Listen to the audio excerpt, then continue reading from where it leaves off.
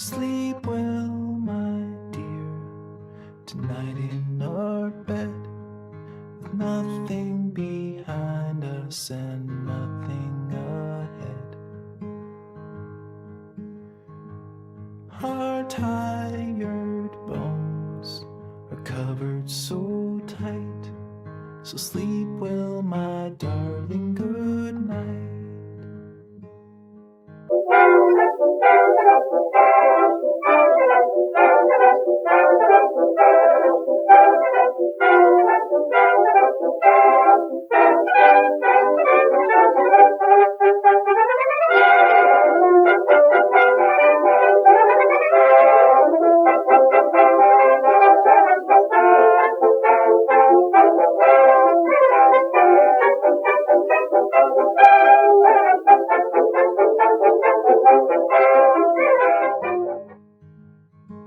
Sleep well, my dear, as dreams fill your mind, and leave all your troubles and fears behind. Your worries now are far out of sight, so sleep well, my darling, good night.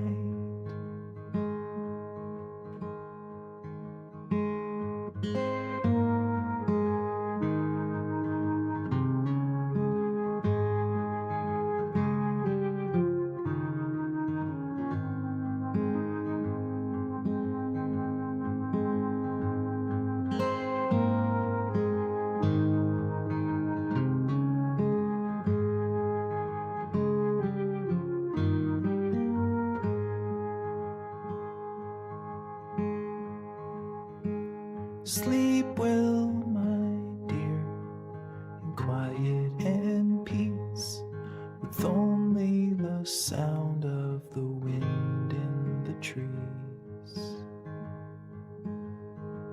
and the whisper of the fall of the tide. So sleep well, my darling, good night. Sleep well, my darling, good night.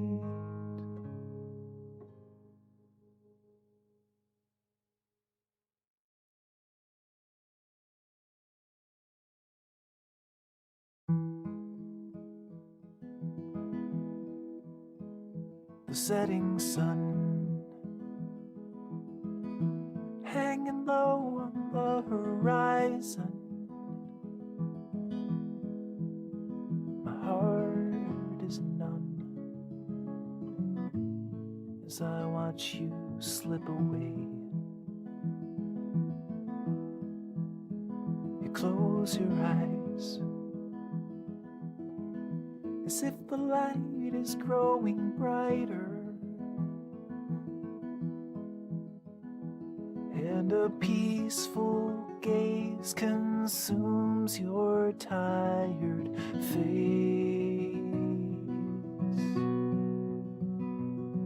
Do not go gentle, no, my love. The angels don't need you above. Rage against the dying of the light. So many lands still remain to be discovered. So many plans still are hanging in the air.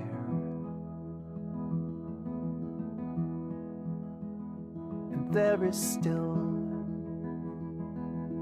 so much I need to learn about you.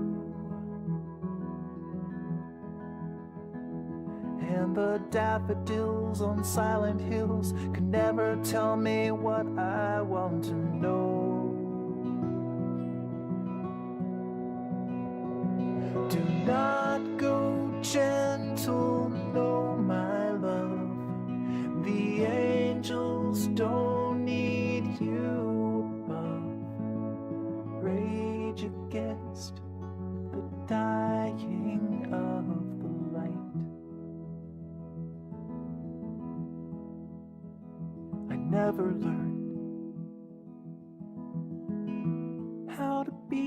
myself without you. And when I turn to face the mirror, I see you. You're not just half, 'cause you can't separate the whole. No long division, sharp incision could ever extricate you from my soul. Do not go gentle, no, my love. The angels don't need you above. Rage against the dying of the light. For everything, there is a time and there's a season. But deep within, there never seems to be a reason. When the time comes, I'll stand beside you in silence. But until that day, don't go away. It's not your turn to leave me here alone. Do not go gentle, no, my love. The angels don't need you above. Rage against the dying of the light. Oh, do not go gentle, no, my love. The angels don't need you above. Rage against the dying of the light.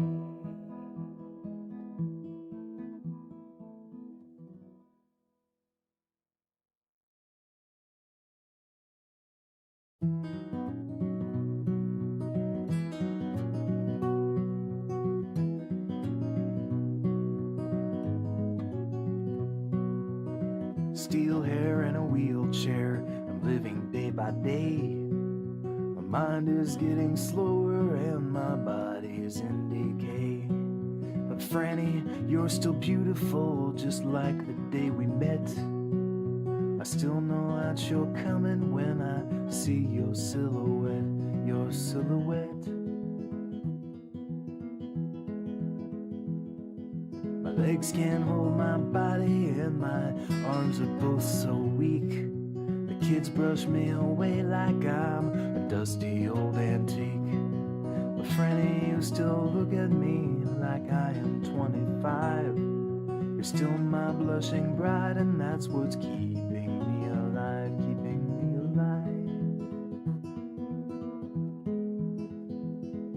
Well, I ain't getting any younger, and Franny, you're older too. But I ain't lost my hunger, I am still the one who waits for you. And I'll be here from this day on until they stick me in the lawn. Yeah, I'll be here.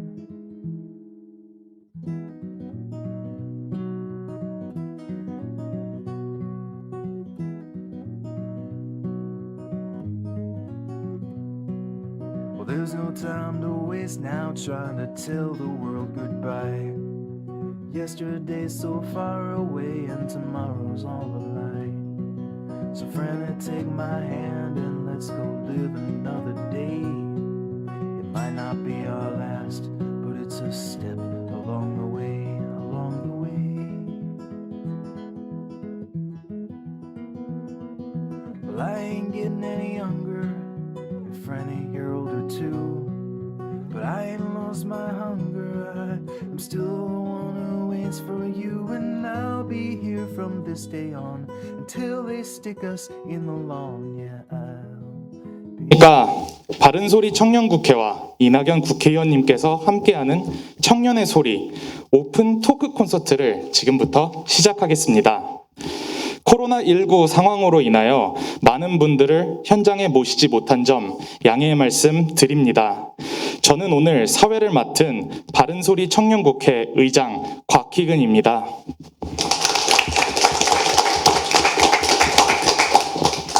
네, 이낙연 총리님 이 자리까지 귀한 걸음 해주셔서 정말 감사드립니다. 총리님 간단하게 인사 말씀 부탁드리겠습니다. 예, 여러분 반갑습니다. 요즘 사실은 정치인들이 청년들을 무서워합니다. 오늘 저도 좀 겁을 먹고 왔어요. 그런데 처음은 아니고요. 제가 그동안에 4.7 재보선 참패 이후에 이른바 자명을 하면서 주로 청년들을 많이 배웠고 그동안에 못 들었던 말씀을 많이 들었습니다. 그리고 앞으로도 더 많이 들어야 한다라고 생각하고 있고요. 청년들의 고민을 아는 척해서는 안 된다. 특히 모르면서 아는 척하는 것은 큰 재앙을 부른다 하는 것을 제 경험으로 깨달았습니다. 오늘도 여러분 말씀 잘 듣겠고요. 또 오늘 시간의 제약 때문에 여러분 하시고 싶은 말씀을 다 못하실 수도 있습니다만은 그동안에 제가 생각한 것은 우선 기성세대가 청년의 고민을 충분히 알지도 못한 채로 이른바 청년을 위한 정책이랍시고 내놓는 것들이 청년들의 입장에서는 효능감이 떨어지는 경우가 많다.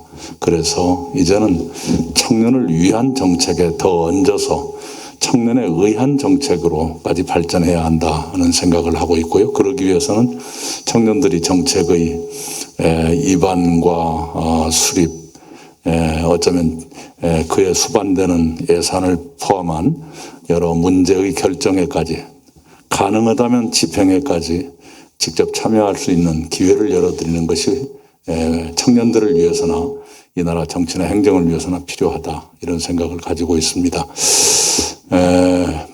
헌법 또는 법률의 개정이 필요한 문제지만 지금은 청년들의 피선거권, 공직 진출에 나이 제한이 있어요. 그것을 헐어버릴 필요가 있다. 선거권은 자꾸 낮아지는데 왜 피선거권은 그대로 있는가? 그런 문제의식도 가지고 있습니다. 해서 청년들께서 그런 선거에 참여하실 기회도 더 넓게 갖고 그걸 통해서 직접 정책에 대한 비판 또는 점검, 제안 이런 일을 함께 할 기회를 더 많이 드리는 게 좋겠다 이런 생각을 하고 있습니다. 청년들이 안고 있는 여러 고민이 많은데 제일 큰 고민이 주거하고 일자리일 겁니다. 그걸 여기서 길게 설명 안 드려도 여러분 제가 그동안에 무슨 얘기를 해왔던가 다 짐작하실 테니까요. 그 정도로 하고 혹시 여러분께서 물으신다면 제가 나중에 답을 드리겠습니다만은 그 얘기를 모두에 많이 하는 것은 시간 관리에 현명한 것 같지가 않습니다. 오늘 좋은 말씀 기대합니다. 네, 고맙습니다. 네, 청년을 향한 진솔하고도 진정성 있는 그런 귀한 말씀 감사합니다. 다음으로 바른소리 청년국회 대표 박수원 대표님 간단한 인사 말씀 부탁드리겠습니다.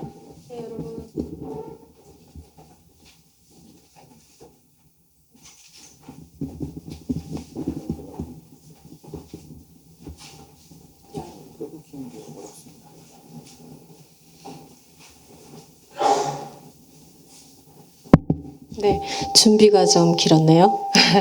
네, 여러분 만나서 반갑습니다. 그리고 먼 길 오셔서 이렇게 기다려 주셨는데 오늘 이 자리를 좀 더 여러분들이 빛낼 수 있고 또 소신 있는 많은 얘기들이 나올 수 있는 그런 자리였으면 좋겠습니다.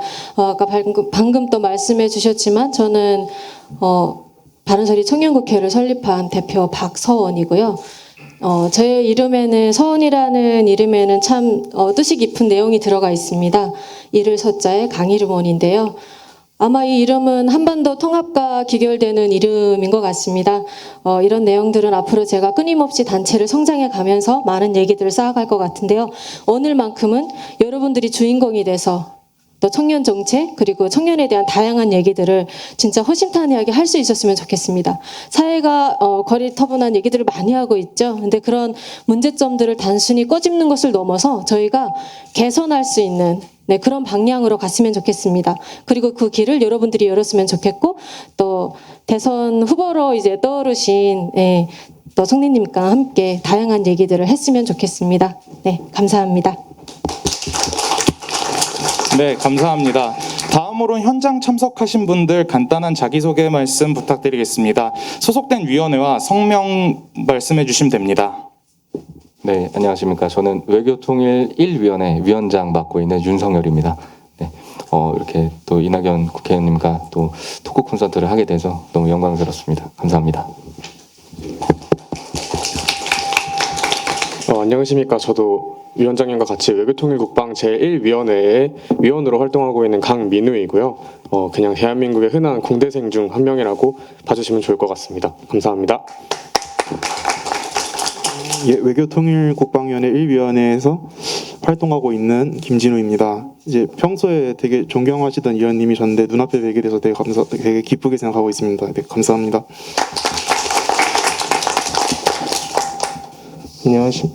안녕하십니까. 외교통일국방 제5위원회 황인성입니다.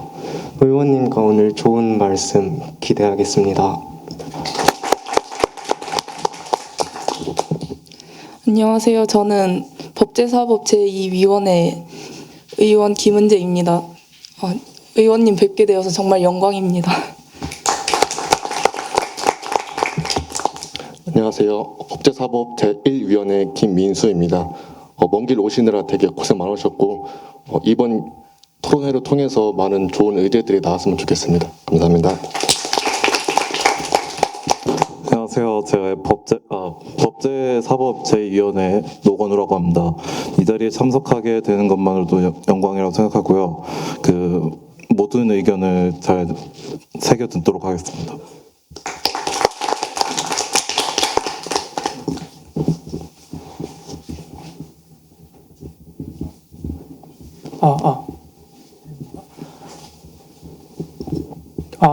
예, 안녕하세요.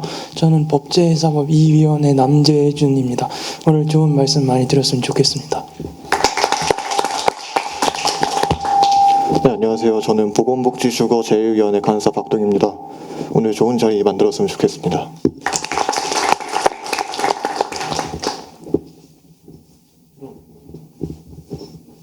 안녕하세요. 법제사법 제2위원회 김태윤입니다. 오늘 뜻깊은 시간 보냈으면 좋겠습니다. 감사합니다. 안녕하세요. 외교통일국방 제2위원회 신하연입니다. 오늘 이렇게 좋은 시간을 함께 할 수 있어서 영광입니다.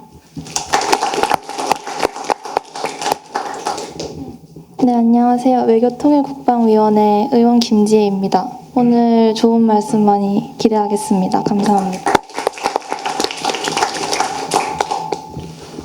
예, 안녕하세요.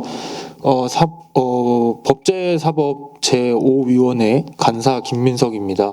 네, 오늘 그 의원님 만나 뵈서 정말 영광이라고 생각하고 좋은 말씀 많이 새겨 듣도록 하겠습니다. 예, 감사합니다. 안녕하세요. 외교통일국방 제3위원회 윤세빈입니다. 오늘 말씀 잘 새겨 듣도록 하겠습니다. 감사합니다.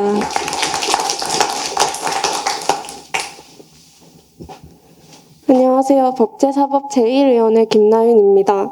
유익한 시간 됐으면 좋겠습니다. 감사합니다. 네, 안녕하세요. 보건복지 제3위원회 전현수라고 합니다. 세 보니까 의원님하고 만나뵌 지가 요번이 한 6번째 만나뵙는 거더라고요. 저번에 마지막으로 만나뵀을 때보다 확실히 좀 얼굴이 피신 것 같고 좀 건강해지신 것 같아서 그거는 좀 마음이 놓입니다. 이번에 좀 좋은 시간 됐으면 좋겠습니다.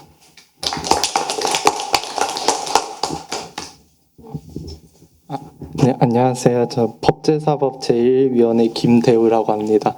네, 저희 친척분들하고 저도 전남에서 살았었는데, 네, 이낙연 의원님들 얘기 많이 들었는데 직접 뵈게 돼서 영광스럽습니다. 안녕하세요. 외교통일국방 제1위원회에서 소속된 대학생 김종우라고 합니다. 저희 부모님이 총리님의 굉장한 팬이신데 제가 이렇게 실제로 뵙게 되어 정말 영광이 그지없습니다. 감사합니다. 안녕하세요. 저는 현재 법제사법1위원회에서 간사를 맡고 있는 양승진이고요. 저 같은 경우에는 대학을 서울 올라가기 전까지 한 19년 정도를 전남에서 거주를 했는데요. 지금 본가도 전남이고요. 그리고 본가는 전남 여수고 그다음에 고등학교를 전남 의원님이 계셨던 그 장성군에서 나왔어요. 그래서 오늘 이렇게 만나 뵙게 된 점 되게 영광으로 생각합니다. 오늘 말씀 잘 새겨듣도록 하겠습니다. 감사합니다. 안녕하세요. 저는 외교통일국방 제3위원회 위원 오경현이라고 합니다. 평소 이제 제 할아버님께서도 정계에 계셨었는데 그래서 저도 정계 진출에 좀 관심이 많은 대학생입니다. 그래서 오늘 이렇게 이낙연 의원님 만나 뵙게 돼서 영광이고 오늘 또 청년들을 위한 많은 좋은 말씀 기대하겠습니다. 감사합니다. 네, 안녕하십니까. 교육 제2위원회에 속해 있는 홍주석이라고 합니다. 우선 평소에 이렇게 존경하는 의원님을 만나 뵙게 되어서 영광이고 또 오늘 다양하고 의미가 깊은 많은 이야기들 나눴으면 좋겠습니다. 감사합니다. 네, 안녕하십니까. 제 교육위원회 위원회 허희라입니다. 이낙연 국무총리님 유명하시다고 들어서 만나 뵙게 되어서 영광입니다. 오늘 좋은 말씀 부탁드립니다. 네, 안녕하십니까. 저는 법제사법 제2위원회 위원장 박연지입니다. 오늘 이렇게 만나 뵙게 되어서 너무 영광이고 저도 정계에 생각이 있기 때문에 이런 자리를 꼭 오고 싶어서 오늘 꼭 유익한 대화, 생산적인 대화가 오가는 시간이 되었으면 좋겠습니다. 감사합니다. 네, 안녕하세요. 외교통일국방 제3위원회 오수연입니다. 의원님 만나 뵙게 되어서 너무 영광이고 오늘 많은 사람들의 이야기를 들어서 뜻깊은 결과로 의미 있는 시간이 되었으면 좋겠습니다.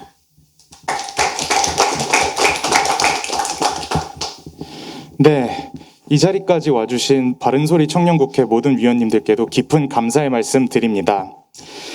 저희가 이제 토크 콘서트로 넘어가도록 하겠습니다. 저희 토크 콘서트는 사전 Q&A 그리고 현장 Q&A 두 가지로 진행이 되겠습니다. 현장에 계신 분들, 온라인으로 참석하신 분들, 그리고 오늘 아쉽게도 참석하지 못하신 분들 중에 총리님께 정말 질문 드리고 싶다는 질문이 많았는데요. 그중 6가지 질문을 뽑아서 총리님께 전달해 드려서 사전 Q&A 시간을 갖게 되었습니다.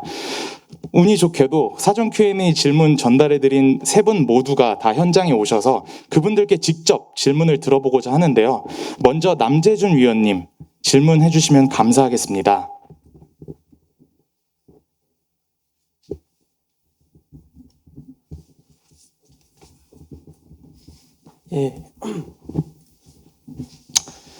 남재준이고요. 제가 드릴 질문이 이제 크게 2가지입니다. 다소 공격적일 수 있긴 한데 특별히 의원님을 싫어하기 때문에 그런 건 아니기 때문에 답변을 잘 해주셨으면 좋겠습니다. 첫 번째 질문은 이렇습니다. 우리나라의 정당은 이념보다는 역사적 경험을 바탕으로 뭉쳐있는 것으로 이해가 많이 됩니다. 더불어민주당은 민주화라는 역사적 경험을 함께한 세대가 주축이 된 정당입니다.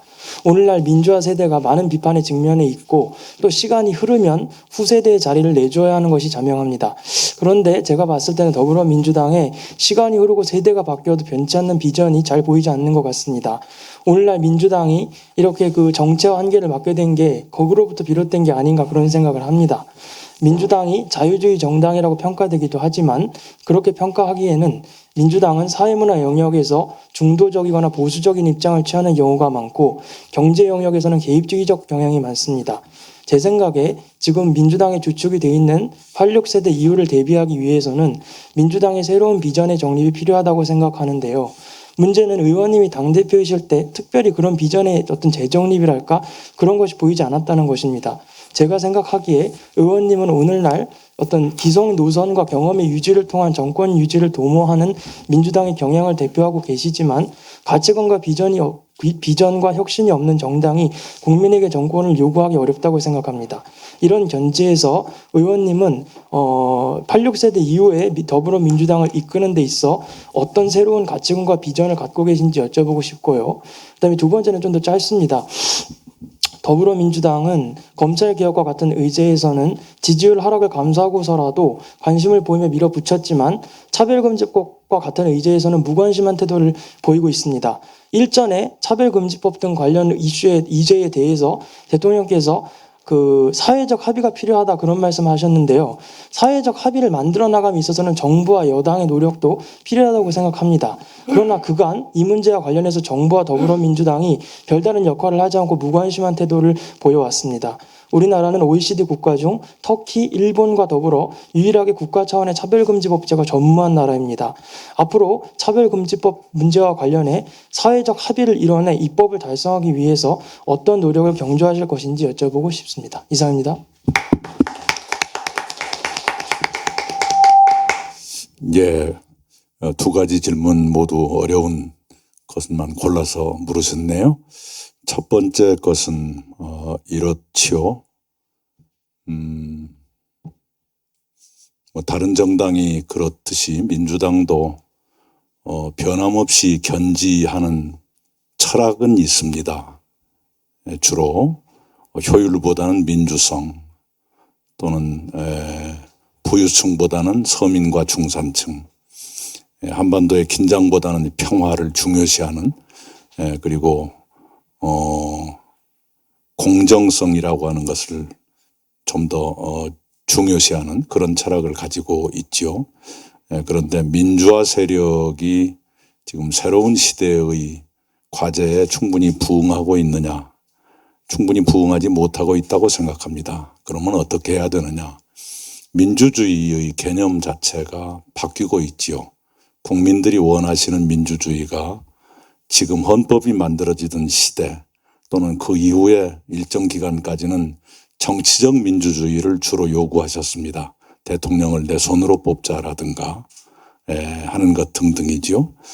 그런데 그것은 이미 달성이 됐고 그 이후의 시대에는 사회경제적 민주주의, 불평등의 완화라든가 또는 저소득층을 도와드리는 일이라든가 최근에 나타나고 있는 새로운 형태의 노동을 어떻게 보호할 것인가 하는 문제라든가 이런 것에는 충분히 부응하지 못하고 있지요. 그 점을 새로운 과제로 생각해야 한다. 고 믿고 활동해 왔습니다. 제가 대표로 일하는 동안에 기억하실지 모르지만 맨 먼저 현장을 찾아다녔던 곳이 바로 필수노동자들의 노동 현장이었고 그것이 이제 필수노동자 보호 및 지원법이라든가 또는 택배 노동자를 돕는 생활물류서비스산업법 이른바 생물법이라든가 그런 식으로 나타났지요. 충분했다고는 생각하지 않지만 지금 요구되고 있는 그런 사회적 과제에 대해서 응답하기 시작했다. 충분치 않지만 어떤 사회적인 요구가 새롭게 나타나고 있는지는 저희들도 파악하고 있다. 이렇게 말씀을 드리겠습니다.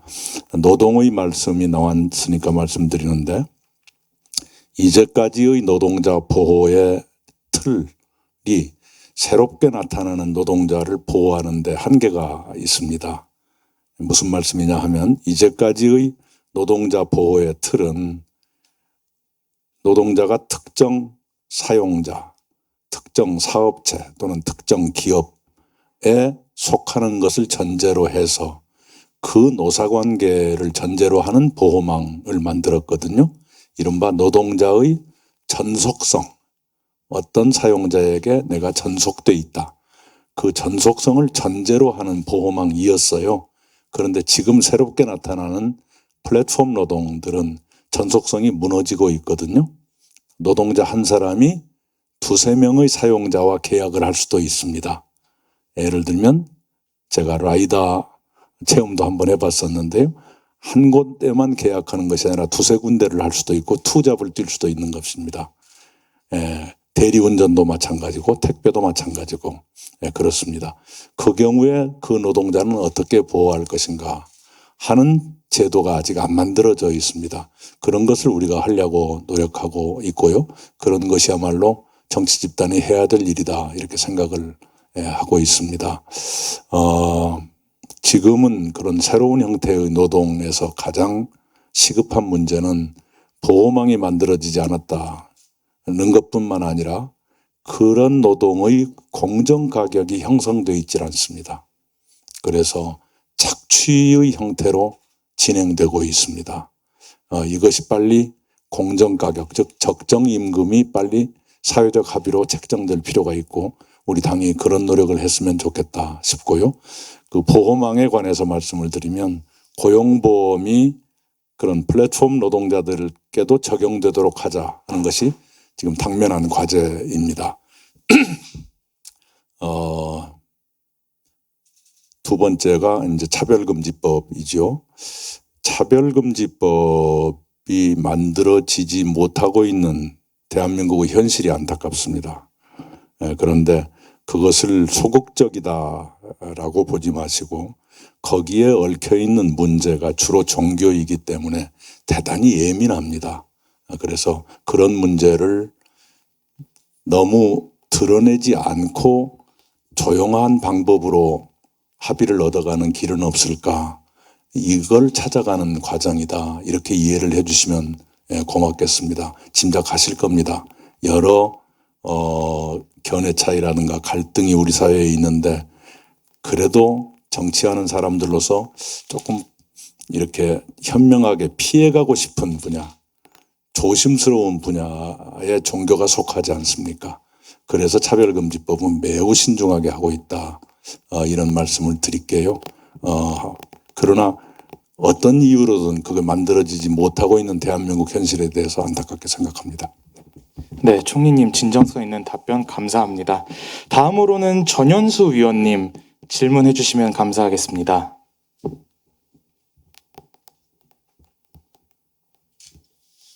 저도 원래 이렇게 좀 사회적으로 좀 의미가 있는 그런 걸 질문을 하고 싶었는데 앞에서 너무 좋은 질문을 해주셔가지고 저는 간단하지만 저는 또 이제 직설적인 거를 이렇게 또 질문을 하도록 하겠습니다.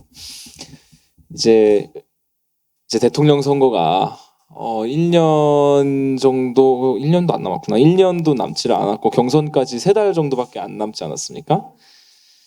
왜 본인이 대통령이 되어야 한다고 생각하시는지, 그리고 만약에 대통령이 되어야 한다면 본인이 이 시대를 발전시킬 수 있는 그러한 시대 정신을 가지고 있는 사람이라고 생각하시는지, 있다면 그 이유는 무엇인지가 첫 번째 질문이고요. 두 번째 질문은 더 간단합니다. 본인이 여타의 대권 주자들에 비해서 가지고 있는 차별점이 무엇인지, 그것이 좀 궁금합니다.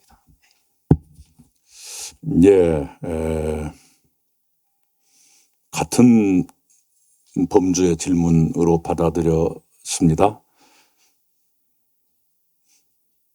모든 시대는 특히 변화가 급속히 전개되는 그런 시기는 늘 과도기적인 성격을 띱니다.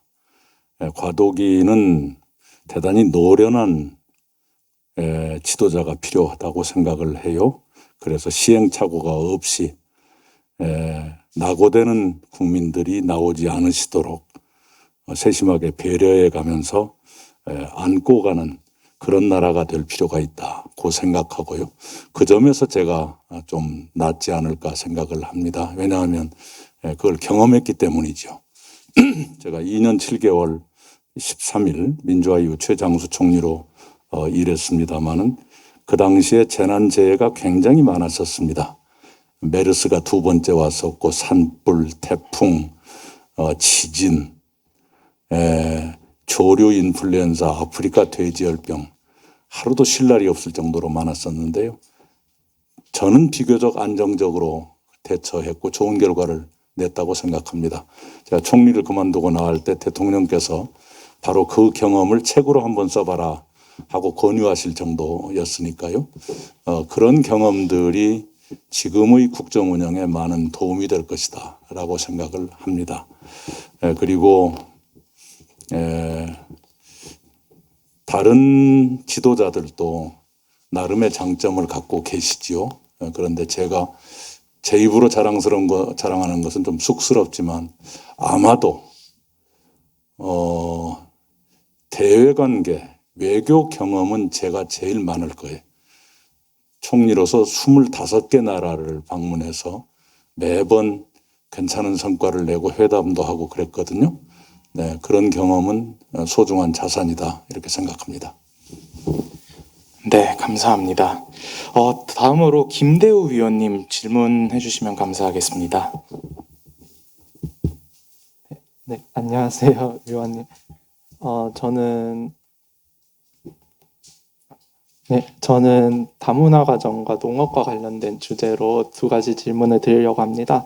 첫 번째 주제는 최근 기후위기로 인해서 농민들은 매년 큰 피해를 보고 있습니다. 하지만 반대로 농업은 또 온실가스를 배출하는 산업이기도 합니다.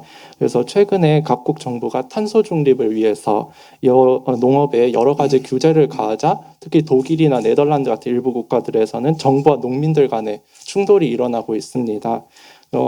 우리나라 역시 탄소 중립을 위한 과정에 있어서 농민들의 반발이 필연적으로 일어날 텐데 이에 대한 방안이 있는지 묻고 싶고요. 두 번째는 다문화 학생은 매년 빠르게 증가하고 있는데 하지만 다문화 학생들을 향한 학교 폭력이나 혐오는 여전히 계속 증가하고 있으며 중퇴율도 평균보다 높고 대학 진학률은 전체 평균의 18%나 낮은 49%에 불과합니다. 네, 저는 그나마 운이 좋게 대학교에 붙은 케이스인데요. 도시와 농촌 간 그리고 또 코로나19로 인한 교육 격차가 겹치면서 올해는 더 심각해질 것으로 예상되는데요. 이런 교육 접근성 그리고 인종차별 등으로 불이익을 받고 있는 이 다문화 학생들에 대한 실효성 있는 대책이 있는지 이 점에 대해서 묻고 싶습니다. 네, 우선 농업이지요. 농업은 말씀하신 대로 매우 중요한 산업이지만 사실은 온실가스 배출이라든가 등등 탄소 저감 운동에서 큰 과제를 안고 있는 분야인 건 틀림없습니다.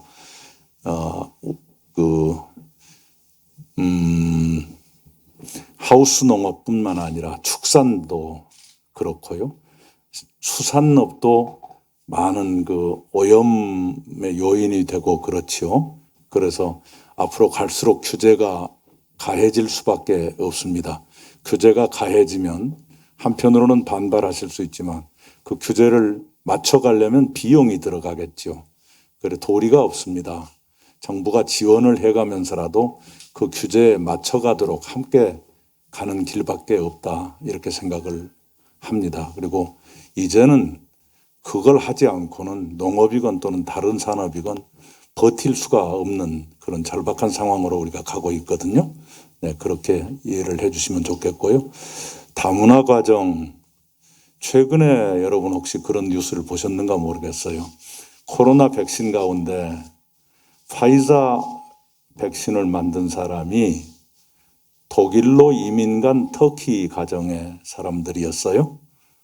예, 다문화 가정이었죠. 예, 그러니까 우리가 다문화 가정이 인류에게 또는 그 나라에게 소중한 자산일 수도 있다. 이런 생각을 함께 가졌으면 좋겠습니다. 이 말씀을 먼저 드리고 싶어요. 그리고 다문화 가정에 대해서는 기본적으로 우리 사회의 약자이시니까 불편함을 안고 살아가는 분들이니까 그것에 대한 도움이 필요할 거라고 생각합니다. 그 도움은 이제 재정적인 도움도 있지만 사람들의 마음속에 있는 도움 있지 않습니까? 정말로 이제 국경이 없어졌거든요. 부엌에서도 없어졌고 안방에서도 없어졌고 식탁에서도 없어졌어요. 국경이 없습니다. 그런데 어디에 남아있느냐? 사람들 마음속에 남아있어요. 그걸 허물어야죠. 그래서 그것을 초등학생 또는 그 이전부터 함께 사는 그런 일상이 되도록 했으면 좋겠다 이런 생각을 합니다.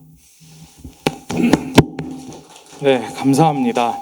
이것으로 저희가 사전에 준비한 사전 질문은 모두 마무리되었습니다. 아무래도 사전 질문이라는 용어가 담고 있듯이 미리 준비된 질문이다 보니 다소 좀 전문적이기도 하고 정제되었지만 다소 딱딱한 부분이 없지 않아 있는 것 같습니다. 그래서 제가 총리님께 질문 하나 드리고 싶은데요. 네. 총리님께서 최근에 책을 하나 써주셨는데 제가 이걸 가서 샀는데 역시나 인기가 많아서 메인 딱 앞에 전시가 되어 있더라고요. 네, 그래서 한번 읽어봤는데 총리님에 대해서 조금 더 많이 알게 된 것 같았습니다. 그냥 단순히 전남지사, 기자 출신, 총리, 당대표 하신 분 이렇게만 알았는데 어렸을 때 다소 좀 불우한 어려운 환경에 계셨지만 뭐 서울대학교 법학과에 진학하시고 그 이후에 지금의 이러한 커리어를 쌓으신 거 보면 대단히 입지전적인 분이 아닌가라는 생각을 하게 됐는데요. 반대로 말하면 인간적인 면모는 과연 무엇인가라는 생각도 하게 되었습니다.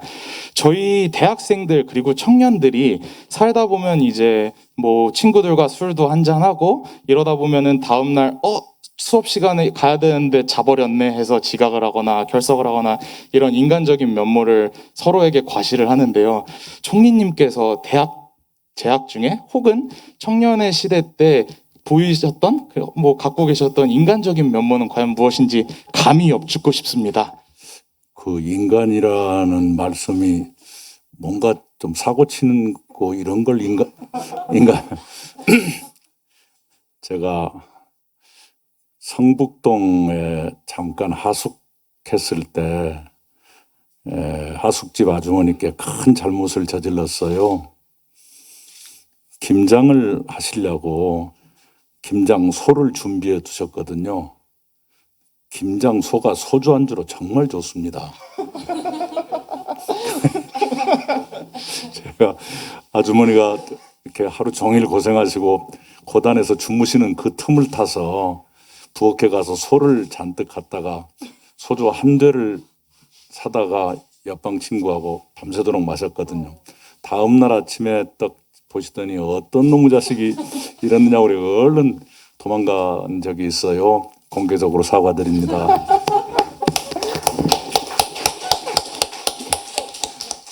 말씀을 들으니까 역시 총리님도 사람이셨군요. 감사합니다. 너무 재밌는 일화가 되었던 것 같습니다. 네. 그러면 이제 사전 질문은 여기서 마무리를 하면 될 것 같고요. 다음으로 현장 질문으로 넘어가도록 하겠습니다. 그런데 현장 질문에 들어가기에 앞서 아무래도 총리님께서 지금 국회에서 외통위에 소속되어 계시니까 저희 바른소리 청년국회 외통위에서도 총리님께 질문을 드리면 좋겠다라는 그러세요? 생각이 듭니다. 네, 윤석열 위원장님 혹시 질문하실 거 있으시면 해주시면 감사하겠습니다.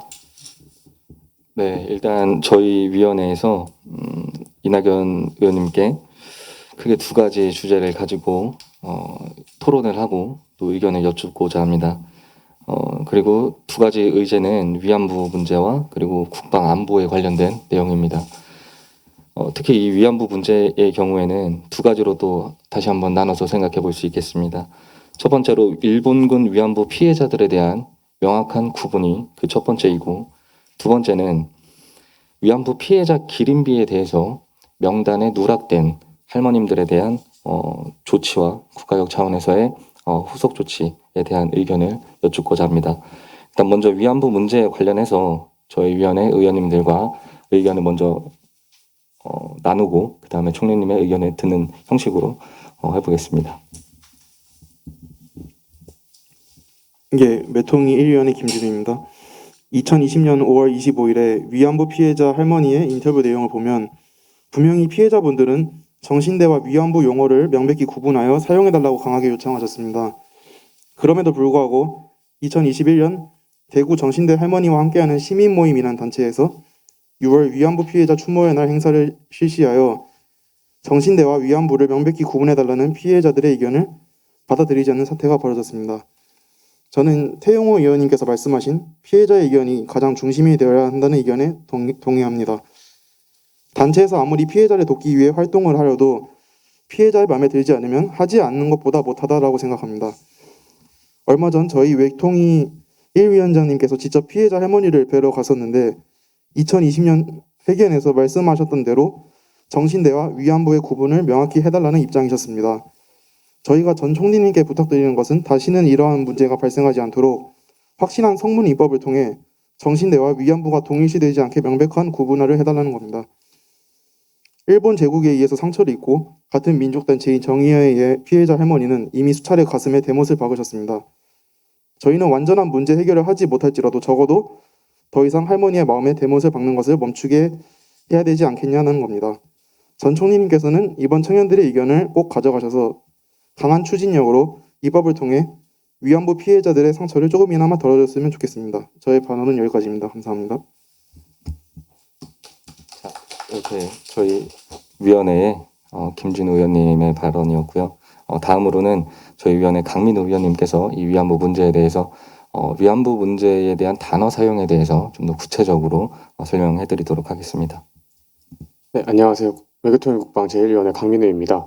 앞서서 김진우 의원님이 말씀해 주신 것처럼 정신대와 위안부라는 단어를 피해자 할머님들이 꼭 구분을 해달라고 이야기를 하고 계신데 그 부분에 대해서 조금 상세한 설명을 드리려고 발표를 하게 되었습니다. 정신대, 위안부에 대한 단어 이슈는 사실 매우 중요한 사안임에도 크게 공론화가 되고 있지 않은 상황입니다. 정신대를 한자로 풀이하면 빼어날 정, 몸, 신, 무리, 대자를 사용하고 있으며 이를 직역하면 어떤 목적을 위해 자진해서 몸을 바치는 부대라고 해석할 수 있습니다. 일본 내에서도 이런 뜻으로 사용하고 있습니다. 그런데 국내 사전을 찾아보면 이러한 정신대의 의미를 찾아보면 태평양 전쟁 때 일제가 식민지 여성들을 강제로 동원하여 만든 무리라는 의미로 적혀 있습니다. 원래 한자에는 존재하지 않았던 여성의 의미가 추가되며 이에 따라서 이에 대한 영어 번역이 comfort woman으로 되었습니다. 이는 원래 강제징용 피해자들을 일컫는 정신대라는 용어였음에도 결국 comfort woman이 위안부에 대한 또 다른 영어 단어이죠. 그래서 위안부와 같은 의미를 혼재하고 있는 그러한 복잡한 단어가 되었습니다.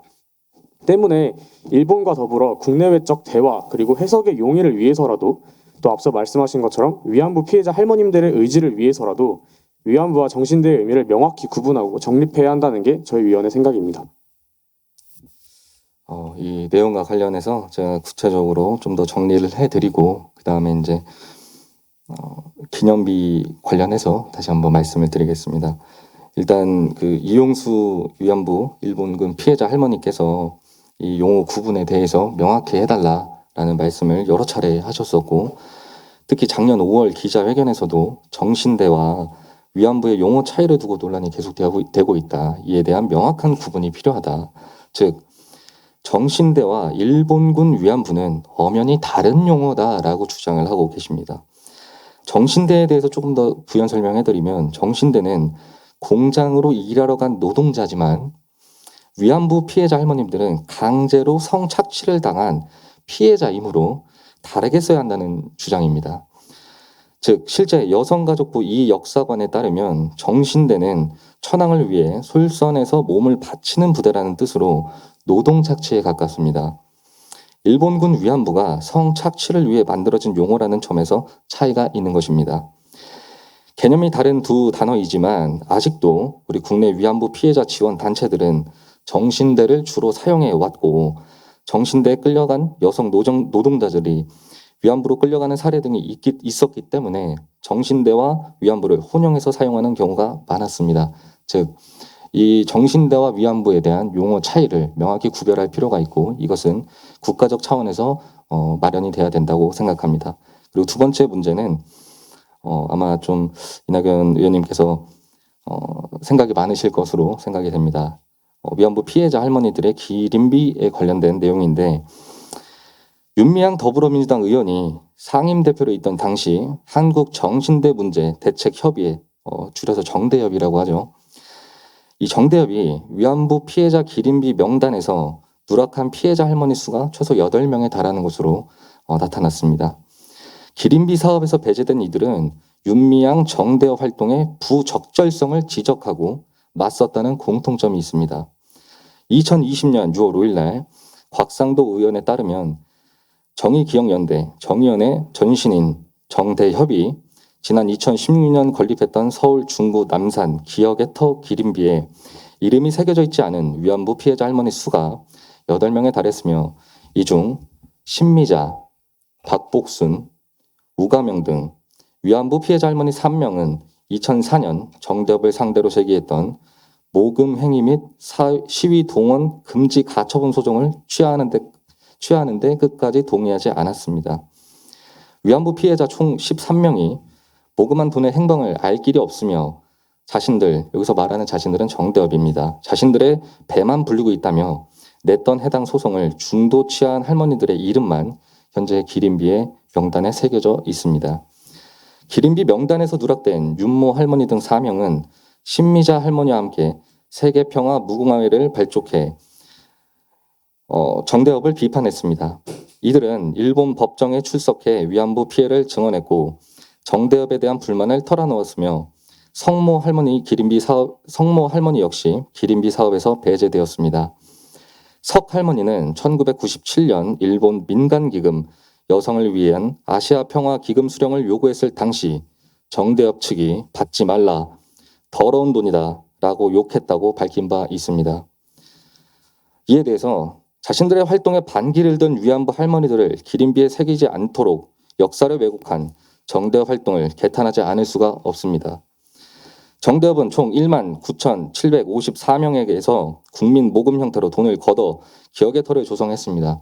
그런데 어떻게 실제 위안부 할머니 피해자들을 자신들의 단체에서 반대했다는 그 이유 하나만으로 기린비에 등재하지 않았는지 그 의견에 대해서 총리님께 여쭙고 싶습니다. 말씀 다 하셨습니까? 네, 두 가지 말씀입니다. 하나는 용어이고 또 하나는 누락의 문제입니다. 여러분 아시는 것처럼 초창기에는 정신대라는 이름으로 통칭했던 기관이 있습니다. 정신대 대책협의회도 그 기관의 산물이어서 그냥 그 통칭하는 이름으로 썼었죠.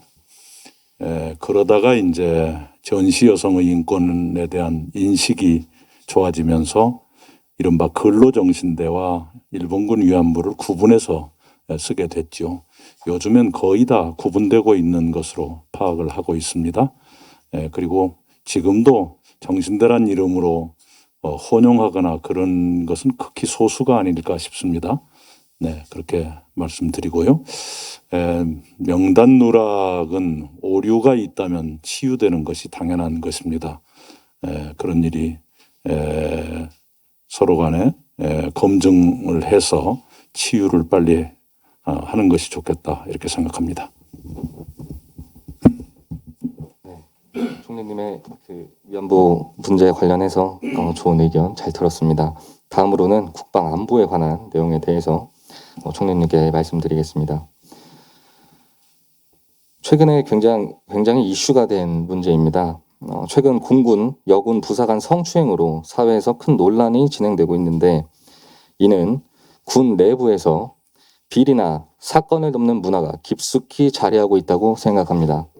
이와 더불어 코로나19로 인한 격리 장병들에 대한 시설 및 급식 부실 문제, 방산 비리 문제 등 이러한 문제들이 지속적으로 발생하고 해당 문제들이 발생을 하면 해결을 우선적으로 하는 것이 아니라 문제를 덮고 공론화하는 것을 막는 것에 치중하고 있다고 생각합니다.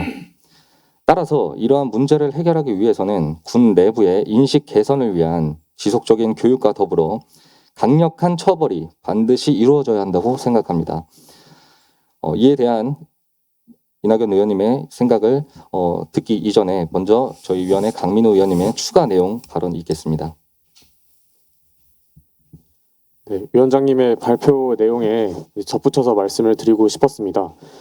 이거에 대해서 원래는 대본을 미리 짜놨었는데 그 이후에 사건 진행 과정을 보니까 현재 많은 법 개정안이 국회에 발의된 것으로 알고 있습니다. 이에 이슈들이 공론화가 진행되었기 때문에 국회에선 군사법원법 개정안, 그리고 군형법 개정안, 군인지휘 및 복무기본법 개정안 등 많은 법률 개정안을 발의를 한 상태입니다. 하지만 이렇게 이슈에 매몰되어서 주먹구구식으로 급하게 진행되는 법 개정은 다시 또한 여러 문제들을 발생할 수 있는 위험성이 존재한다고 생각을 합니다. 이러한 사례는 개인적인 의견일 수 있지만 민식이법이라던가 전동 킥보드법 관련해서 여러 번 드러난 문제라고 생각을 합니다. 또한 이러한 법 개정 자체가 근본적인 해결책은 아니라고 생각하는데요.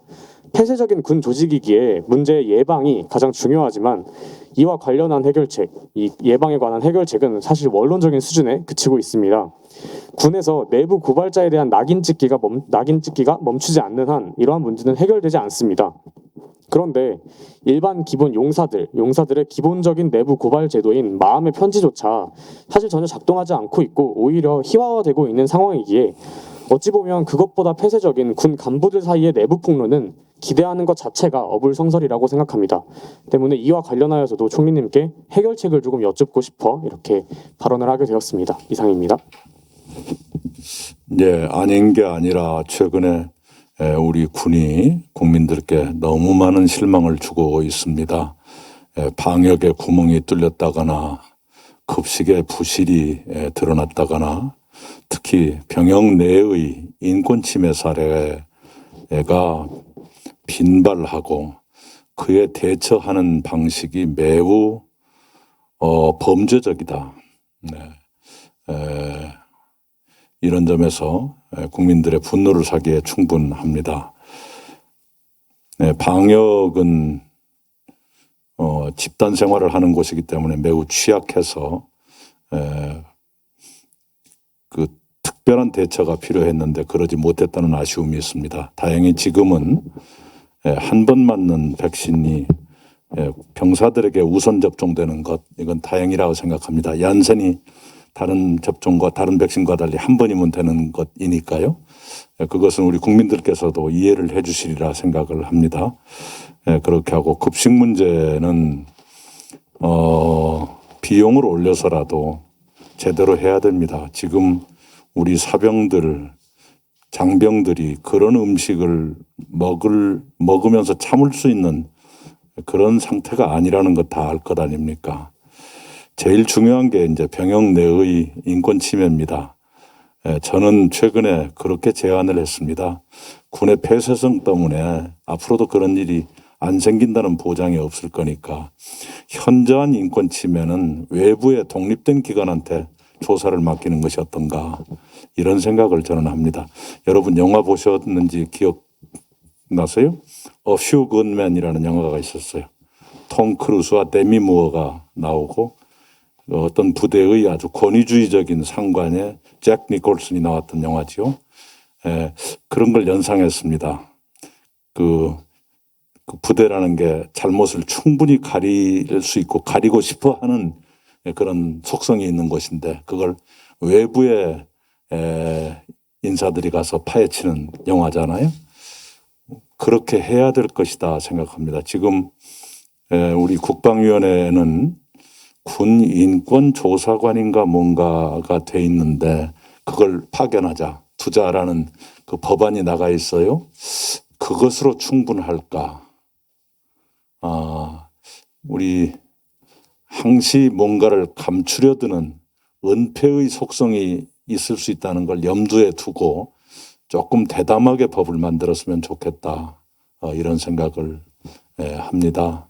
제가 그 이모 중사님 거기 조문도 다녀왔었는데요.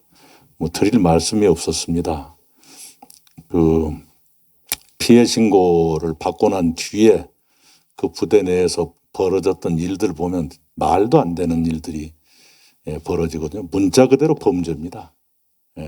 그래서 그 일로 공군 참모총장이 물러났습니다마는 대통령께서 말씀하신 대로 지위가 높고 낮음을 가리지 않고 엄정하게 처벌해서 다시는 그런 일이 없어야 되고요. 특히 돌아가신 분의 명예가 회복될 수 있도록 그동안에 있었던 일들에 대한 아주 세밀한 처벌이 있어야만 그분이 얼마나 억울한 상태에 내몰렸는가 하는 것을 살아있는 사람들이 이렇게 깨닫게 될 것이다 이렇게 생각합니다. 감사합니다. 저희가 시간 관계상 외통위 질문을 더 받으면 좋지만 여기까지 하고 이렇게 긴 질문에 정말 진정성 있게 답변해 주신 총리님과 그리고 이러한 긴 질문도 이렇게 준비해 주신 외통위에게 박수 한 번만 주시면 감사하겠습니다. 네, 그러면 이제 현장에 참석하신 분들 그리고 온라인 줌으로 참석하신 분들의 Q&A 시간을 진행하도록 하겠습니다. 뭐 지금까지 했던 이런 사회적 이슈 관련해서 정치인 이낙연이 궁금하다라는 질문도 좋고 이거는 총리님께 여쭤봐야 될 것 같은데 혹시 인간 이낙연에 대한 질문도 괜찮을까요? 물론이죠. 동물 이낙연이어도 좋습니다. 아까 보니까 이쪽에 또 우리 이낙연 총리님에 대한 개인적인 팬들도 몇 분 계신 것 같은데 네. 인간 이낙연 또 이제 김치소에 소주 한 잔 곁들이시는 그런 소탈한 모습도 있으시다고 말씀해 주셨는데 이러한 소탈이 아니라 범죄였습니다. 절도죠, 절도. 네, 그렇게 해서 그런 인간 이낙연에 대한 질문도 좋을 것 같습니다. 뭐 현장 참석자분들, 온라인 참석자분들 질문 있으신 분들은 손 들어서 발언권 얻고 질문해 주시면 감사하겠습니다. 네, 사전 질문자보다는 일단 먼저 질문 안 하셨던 저 뒤에 계신 분, 네. 소속과 성함 말씀해 주시고 질문해 주시면 감사하겠습니다. 예.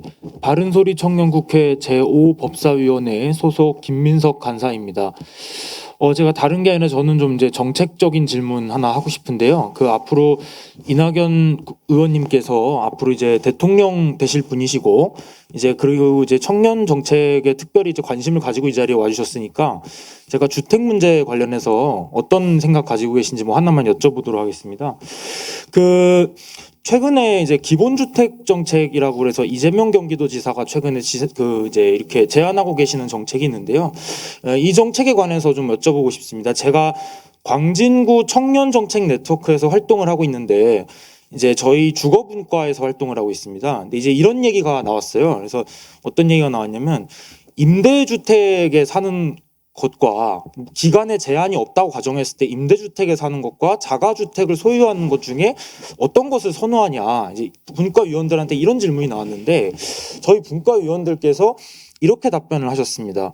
그러니까 저를 제외한 다른 분들은 거의 다 자가주택을 소유하고 싶다 이렇게 얘기를 하셨습니다. 그래서 사실 청년들이 지금 임대주택이 아니라 자가주택 소유를 간절하게 원하고 있는 실정입니다. 그런데 이제 지금 현실적으로 저는 개인적으로 이제 집값을 잡는 게 요즘 같은 경제 상황에서 집값을 잡는다는 거는 정말 쉽지 않다라고 생각을 합니다. 그래서 청년들이 집을 사기 위해서의 접근 방식이 집값을 잡는 방식으로 가기보다는 저는 기본주택과 같은 방식으로 가서 기본주택 같은 경우에는 이제 물론 분양을 못하는 분은 임대로도 할 수 있게 장기 임대 정책도 있지만 분양형 기본주택이라고 해가지고 이 분양을 원하는 사람, 집을 사고 싶은 사람한테는 공공토지 임대 환매부 제도라 그래가지고 싼 가격에 분양을 받고 대신 로또 분양을 방지하기 위해서 그 로또 분양 수익만큼은 나중에 비율대로 환수를 하는 그런 분양 제도를 가지고 있습니다. 그래서 이 이재명 경기도지사께서 최근 제안하시는 이 기본주택 정책이 저는 집을 가지고 싶은 청년한테도 도움이 되고 집을 살 돈이 없어서 임대주택을 살아야 하는 청년한테도 도움이 된다고 생각을 합니다. 그래서 그 예전에 이재명 지사 기본 시리즈 중에 기본소득에 대해서는 반대 의사를 말씀하셨는데 기본주택에 대해서는 혹시 어떻게 생각을 하시는지 그 입장을 여쭤보고 싶습니다. 네, 우선은 공공주택의 다른 표현이지요. 네, 그래서 공공주택에도 임대가 있고 분양이 있어요.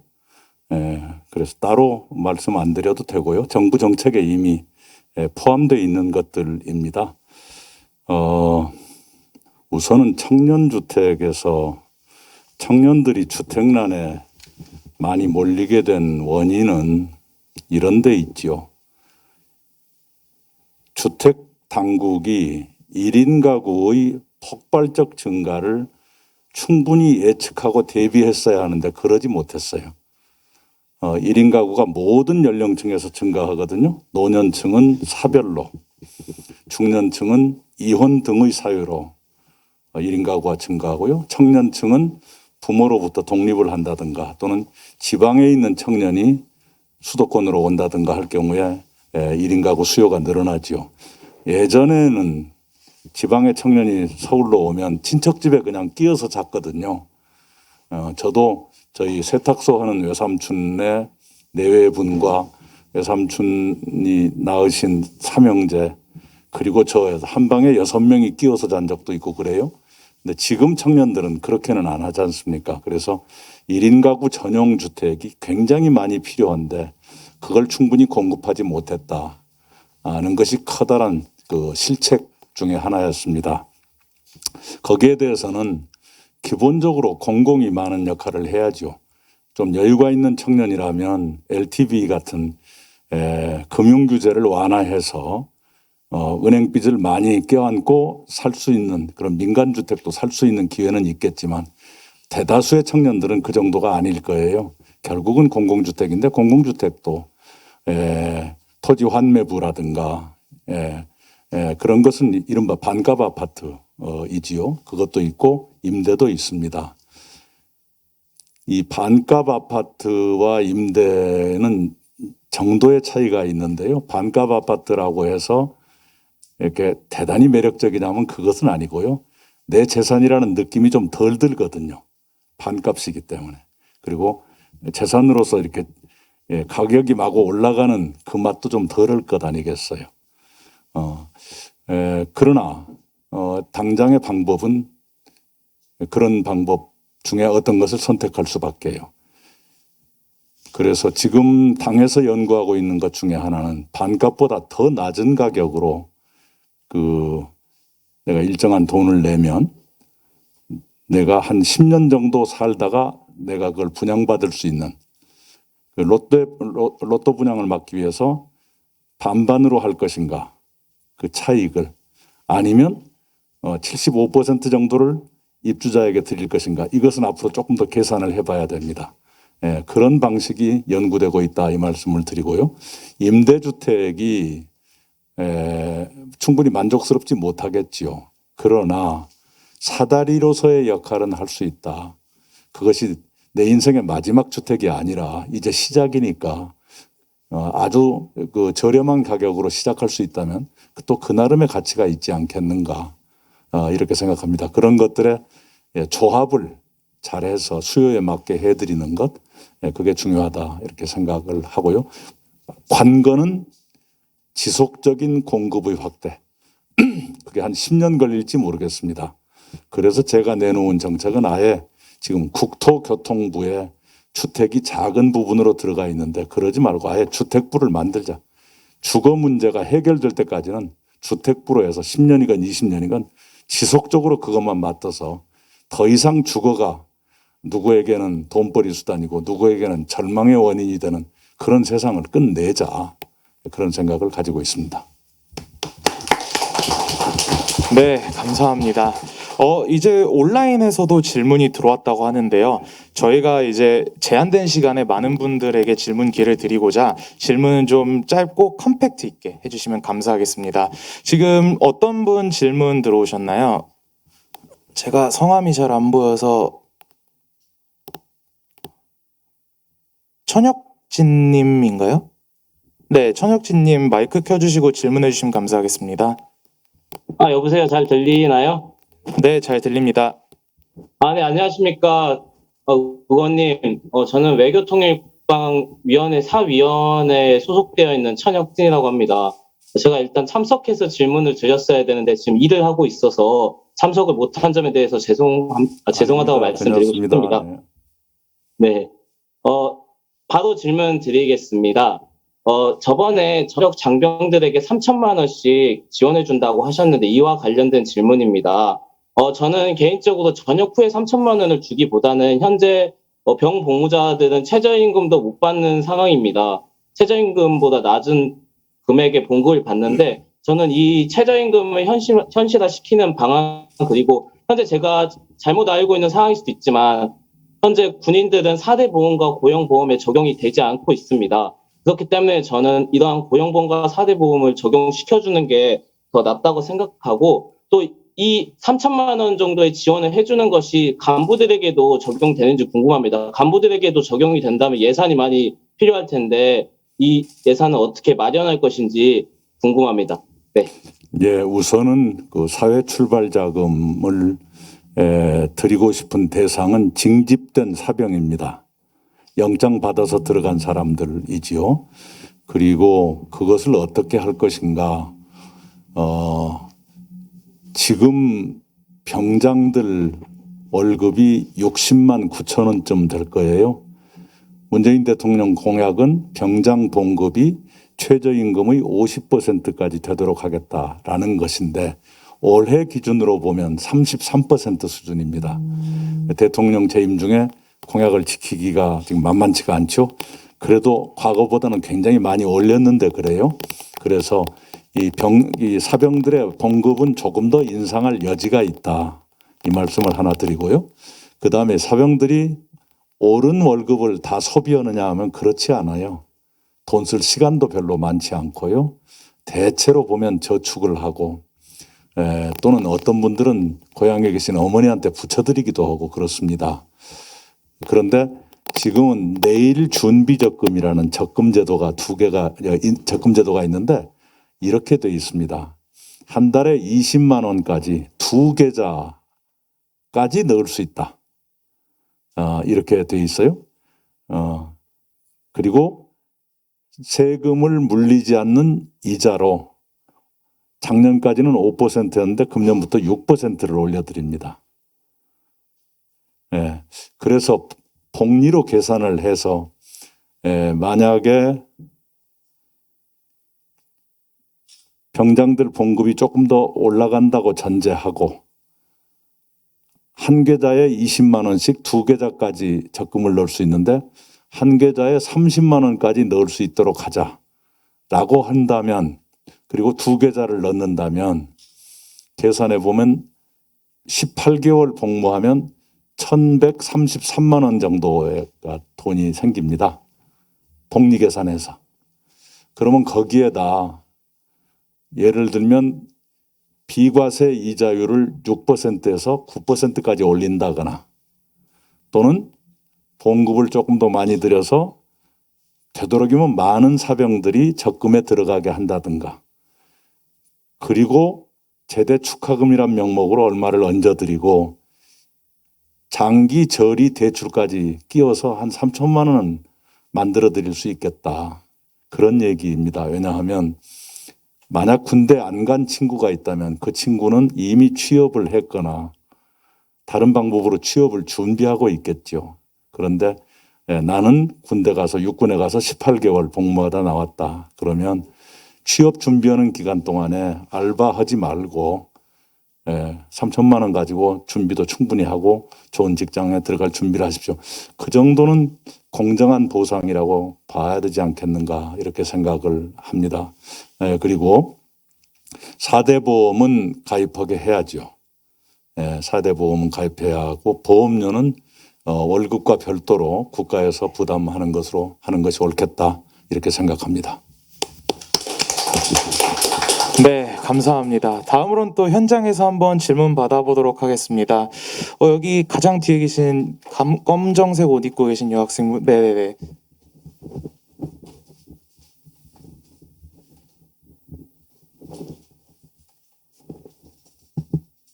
네, 저는 법제사법위원회 제2위원회 위원장 박연지라고 합니다. 저 아까도 말씀을 하셔서 모든 국민을 다 안고 가는 마음, 이렇게 감명 깊게 잘 들었는데 지금 코로나19 상황도 그렇고 저번에 말씀하신 것 중에 중산층 경제론에 대해서 제가 좀 봤는데 70% 이상을 중산층으로 만들겠다라고 말씀을 하셨는데 그러한 부분에 있어서 지금 코로나 시국에 있어 일자리를 구하는 것도 많이 어렵고 어떤 정책을 약간 구체적으로 추진하고 싶으신지에 대해서 듣고 싶어서 질문했습니다. 제일 중요한 건 일자리죠. 특히 청년 일자리가 중요합니다. 사회를 출발할 때 어떤 상태로 출발하느냐 하는 것이 평생의 사다리가 될 테니까요. 우선 많은 일자리가 나올 수 있는 분야를 말씀드리면 우리가 IT 분야가 굉장히 강하지 않습니까? 그런데 앞으로 10년 사이에 60만 명 정도의 일자리가 부족합니다. 초창기 몇 년은 매년 15만 명 정도가 필요합니다. 일자리가 부족해요.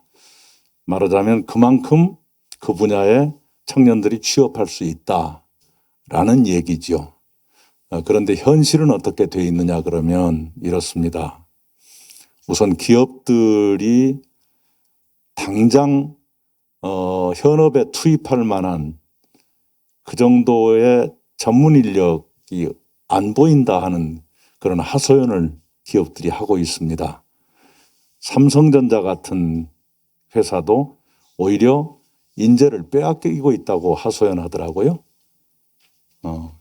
게임 산업 쪽이 잘 나가다 보니까 그쪽에서 기존에 있는 좋은 회사들의 인재를 빼앗아가는 모양이에요. 고액 연봉을 제시하면서. 그러다 보니까 이제 그런 회사들이 인력을 급히 써야 되니까요. 다른 회사에 있는 사람들을 뽑아가거나 중소기업에서 잘 훈련된 사람을 또 뽑아가거나 그런 것이 지금 악순환처럼 계속되고 있거든요. 그래서 당장이라도 이걸 했으면 좋겠어요. 독일에서 하는 것처럼 그걸 이원제도라고 부르는데요.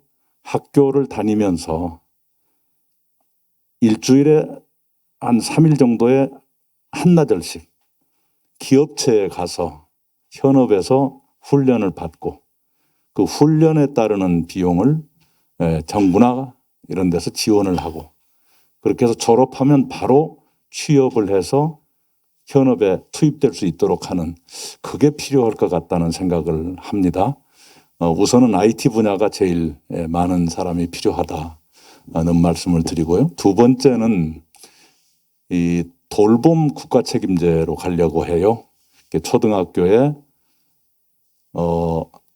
전일제 아이들을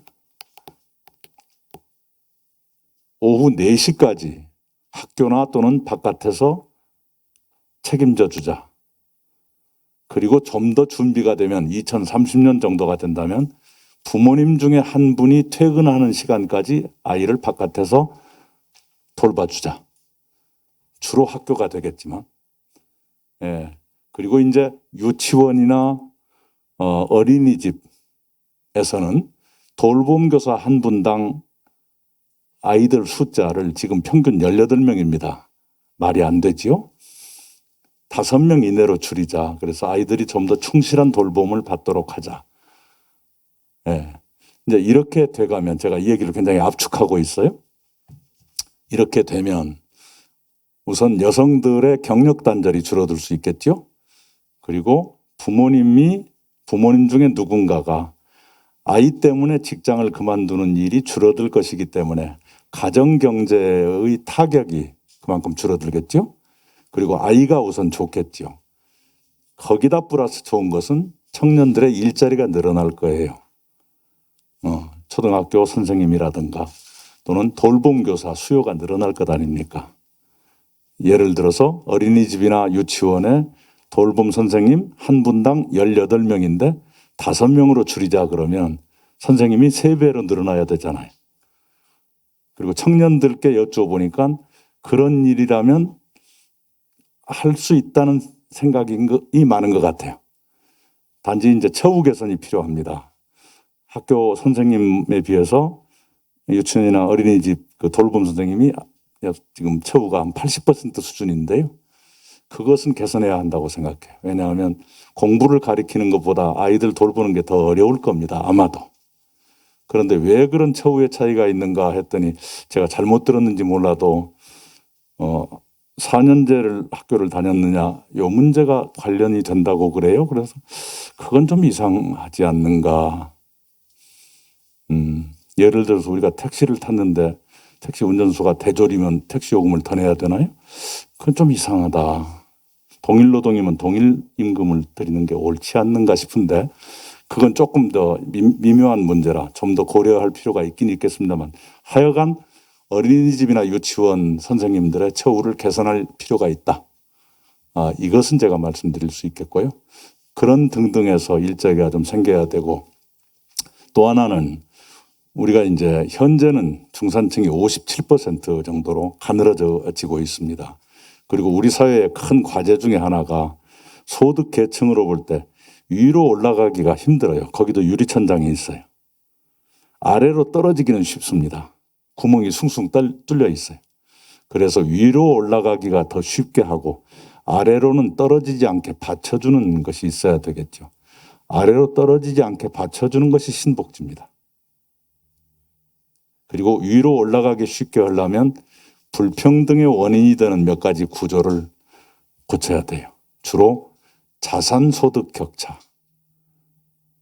아버지나 할아버지한테 물려받은 땅 때문에 계속 누군가는 돈이 늘어난다든가 이런 것을 완화하는 방법이 있어야 한다. 자세한 얘기는 나중에 해드리겠습니다만 그런 생각을 가지고 있습니다. 네, 감사합니다. 총리님께서 말씀하신 신복지가 더 궁금하시다면 이 책에 나와 있더라고요. 읽어보시길 바라겠습니다.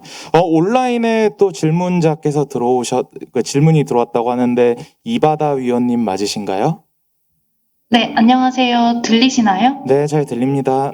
네, 저는 바른소리 청년국회 외교통일국방위원회 이바다라고 합니다.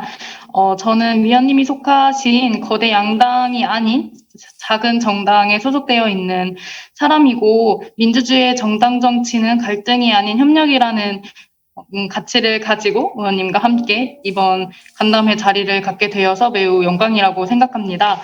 저는 국가보안법과 관련된 질문을 드리고 싶은데요. 최근 7조 폐지와 함께 국가보안법 전면 폐지 법안이 논의가 되고 있고 얼마 전에 국회 청원이 10만 달성된 것으로 알고 있습니다. 저에게는 굉장히 기쁜 소식인데 이렇게 폐지 운동이 진행되고 있는 와중에도 여전히 국부법에 의한 수사와 기소가 이뤄지고 있는데 대권 주자로서 국가보안법 전면 폐지 운동에 대해서 어떻게 생각하고 계신지 여쭙고 싶습니다.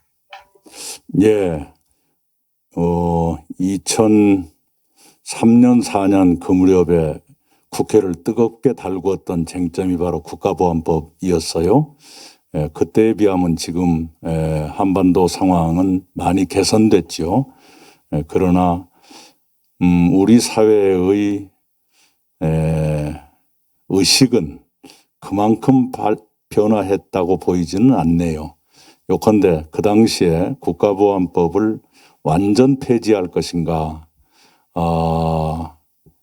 단계적으로 개선해 갈 것인가 싸우다가 완전 폐지를 하기로 여당이 방침을 정하면서 결과적으로는 아무것도 못한 결과가 되었거든요. 그런 과거를 살펴가면서 지혜롭게 했으면 좋겠다. 이런 생각입니다. 네, 감사합니다. 그럼 다시 현장으로 돌아와서 현장에서 질문 있으신 분 있으실까요? 맨 앞에 검은색 옷 입으신 분.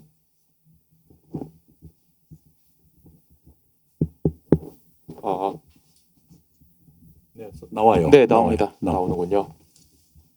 지금 너무 정책 얘기를 하느라 콘서트장의 분위기가 무거워진 것 같아서 저는 개인적으로 이낙연 의원님께 개인적으로 궁금한 것에 대해서 질문하고자 합니다. 저희 학교 SNS나 제가 개인적으로 술자리를 가질 때마다 나오는 말이 특히 정치에 대한 얘기인데 그 중에서 그 수많은 정치인 중에서 특히 총리님께서 정말 말씀을 잘하시고 그런 걸 유명한데 어떻게 하면 그렇게 말씀을 잘하시는지 좀 궁금해서 여쭤보고 싶습니다. 감사합니다. 별로 잘하는 편이 아니고요.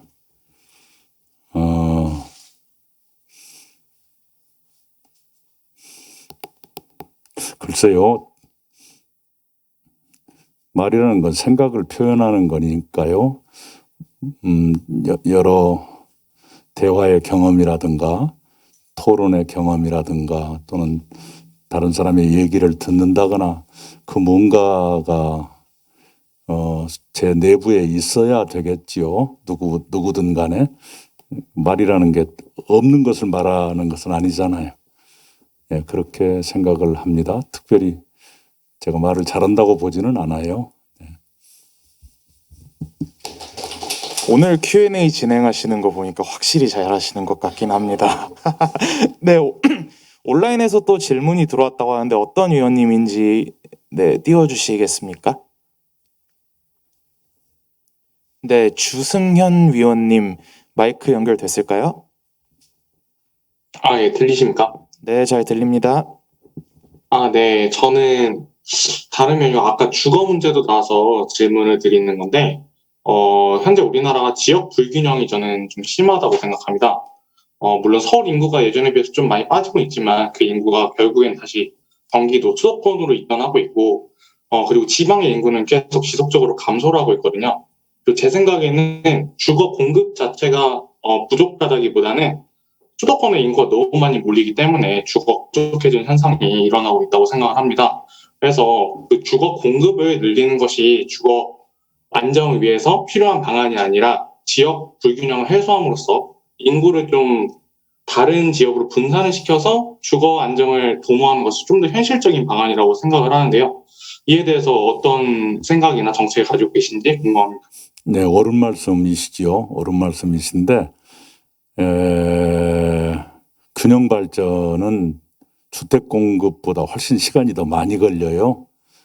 그래서 균형 발전을 기다리기 위해서 주택 공급을 더디게 했다가는 지금보다 훨씬 더 큰 문제가 생길 수가 있겠지요. 네, 그런 생각이고요. 균형 발전은 제가 늘 말씀드리지만 문재인 정부가 참 아쉬움을 남겼다고 지적받는다면 그 중에 하나가 균형 발전이라고 생각합니다. 지방에 가면 굉장히 위축되고 있고요. 그래서 이것을 이대로 두어서는 안 된다. 이제 거의 방치할 수 없는 단계까지 왔다. 그 생각을 합니다. 여러 가지 정책을 구상하고 있는데요. 잘 다듬어지면 내놓도록 하겠습니다. 네, 감사합니다. 다시 현장으로 돌아와서 현장에 질문 있으신 분, 이쪽에 안에 민트색 옷 입으신 분 질문해 주시면 될 것 같습니다. 네, 안녕하세요. 네, 군 부대가 많이 없어지고 있는데, 군 부대 내년에도 많이 폐쇄하셔서, 또 간부들을 또 이동시키려고 하시는지, 그게 궁금합니다. 네, 지역에 따라서는 그런 것도 있을 수 있겠다 싶으네요. 네, 어느 지역인지 어디 강원도이신가요? 경기 북부인가요? 네, 강원도. 네네네. 국지적으로는 그런 것도 있을 수 있겠다고 생각을 합니다. 왜냐하면 병력 자체가 축소되고 있고요. 또 부대의 배치는 불변한 것이 아니기 때문에 그러나 이제 그 경우에 지역 경제에 미치는 타격이 있기 때문에 늘 정책이 충분히 그걸 따라오지는 못하고 있지만 지역 경제에 주는 타격을 완화하는 장치를 취해 가면서 그 병력 감축이나 또는 부대 이전이 이루어지는 것이 옳다 이렇게 생각합니다. 네, 감사합니다. 혹시 온라인에 또 질문이 들어왔나요? 네, 한 분 들어오신 것 같은데 윤현진 위원님이신가요? 네, 다음 질문 순서이신 분 마이크 켜주시겠습니까? 네, 의원님 반갑습니다. 들리십니까? 예. 네, 저는 법사위 제3위원회 소속 윤현진이라고 하는데요. 최근에 한미 정상회담에서 미사일 지침이 완전 해제, 완전 폐기되었다는 아주 기쁜 소식이 들려왔는데요. 문제는 미사일을 아무리 많이 만들어도 어디에 쏠지, 언제 쏠지, 누구에게 쏠지를 결정할 수 있는 힘, 그 힘이 저는 아주 중요하다고 생각하는데 여전히 한미연합사의 사령관은 엄연한 미국인입니다. 따라서 만약에 의원님께서 대통령이 되신다고 한다면 국군 통수권자로서 전시작전 통제권 환수 문제와 같은 국방주권, 자주국방에 대해서 어떤 생각을 가지고 임하실지에 대해서 궁금해서 질문드리게 됐습니다. 네, 전시작전권이 없는 상태는 완전한 상태가 아니죠. 완전한 상태가 아닌데 전시 작전의 목표는 안보이기 때문에 우리가 안보에 충분한 준비가 되어 있는가라는 것 또한 고려 사항이겠지요. 바로 그것 때문에 지금 문재인 정부에서 전시작전권 전환의 전제 조건으로 조건이 갖추어져야 한다라는 것이 있습니다. 그런데 한미 양국의 군 당국은 아직 그 조건이 갖추어지지 못했다라고 보는 것이지요. 네, 그 점에서는 빨리 조건을 갖추는 것이 선행돼야 한다. 이렇게 보는 것이 옳겠고요. 미사일은 실전 배치는 마지막 단계이지요. 지금 윤현진께서 말씀하신 게 실전 배치, 무슨 누구에게 쏘느냐, 그 단계는 거의 최종 단계입니다. 그 이전에도 할 일이 있지요. 예컨대 우리가 그런 능력을 갖추는 것, 그리고 꽤 많은 나라에 우리 무기가 수출되고 있지 않습니까? 바람직한 일이냐는 별도로 치고 하여튼 그렇습니다.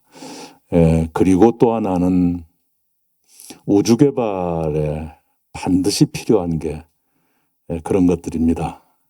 우리가 이 얘기가 좀 옆으로 새는데요. 그동안에도 미사일에 대해서는 크게 봐서 두 가지의 제약이 있었어요. 하나는 탄두 중량, 미사일 머리의 무게지요. 이 말하면 사람들이 제 머리를 보더라고요. 네, 탄두 중량과 사거리입니다. 그런데 탄두 중량은 이번보다 더 먼저 그 제한이 해제됐어요. 그리고 이번에 사거리 800km 남았다가 그것마저 해제한 겁니다. 그래서 이 우주 산업에 관계가 되기 때문에 미사일 지침의 종료는 굉장히 우리의 우주 개발에도 중요한 한 단계가 됐다. 그 말씀 드리고요. 또 하나는 이미 그 군수와 민수, 군대에서 필요한 것과 민간에서 필요한 것의 구분이 애매해졌습니다만 이 우주산업 또는 미사일, 이건 첨단 기술의 집약체이기 때문에 우리의 기술 개발을 위해서도 그런 제약이 없어진 건 참으로 다행입니다. 그런 여러 가지 목적이 있으니까요. 실전 배치를 하고 사용하지 못하는 미사일이 무슨 소용이냐. 꼭 그것은 아닐 수도 있다는 말씀을 드립니다. 예를 들면 일본의 신칸센이라는 고속철도가 있지 않습니까? 그걸 맨 처음 만든 사람들은 태평양 전쟁 때 전투기 만든 사람들이었습니다. 근데 일본이 패전하면서 그 기술자들이 필요 없어지니까 그 기술자들이 가가지고 그 고속철도를 만들어 버렸거든요. 고속열차를. 그런 식으로 어떤 한 분야의 기술이라는 게 굉장히 다른 쪽에도 연관되는 것이 많기 때문에 이번 미사일 사거리 제한의 철폐는 우리의 종합적인 기술의 발달을 위해서 굉장히 큰 진전이다. 이 말씀도 드리고 싶습니다. 네, 감사합니다. 다음으로 또 현장에서 질문을 한번 저희가 이제 사전보다는 조금 여기 질문 네.